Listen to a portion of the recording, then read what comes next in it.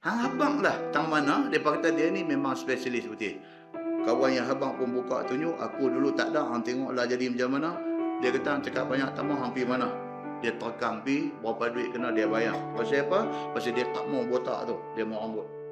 Allah bagi dekat dia rambut rintin, tak puas hati pun.